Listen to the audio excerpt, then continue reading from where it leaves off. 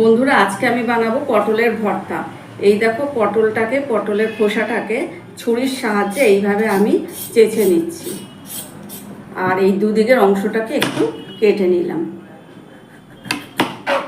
পটলগুলোকে বন্ধুরা প্রথমে এইভাবে আমি ছোট ছোট টুকরো করে কেটে নেব। কড়াইতে নুন দিয়ে পটলটাকে আমি একটু সেদ্ধ করে নিচ্ছি। বন্ধুরা, পটলটা সেদ্ধ করে নিয়েছি, এবার কাঁচা লঙ্কা দিয়ে মিক্সিতে পেস্ট করে নেব। তেলের মধ্যে আমি একটা মাঝারি সাইজের পেঁয়াজ ঝিরিঝিরি করে কেটে নিয়েছি, দিয়ে দিলাম। তার সাথে দিয়ে দিলাম 10-12 কোয়া রসুন আর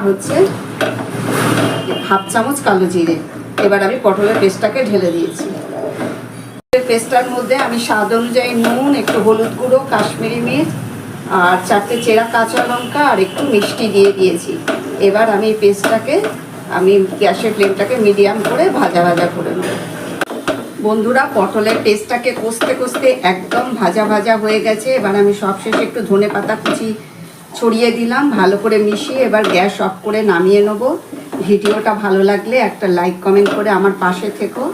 আর যদি মনে করো এই পুরো ভিডিওটা দেখবে, তাহলে আমার এই বড় ভিডিওতে কিন্তু এটা ছাড়া আছে।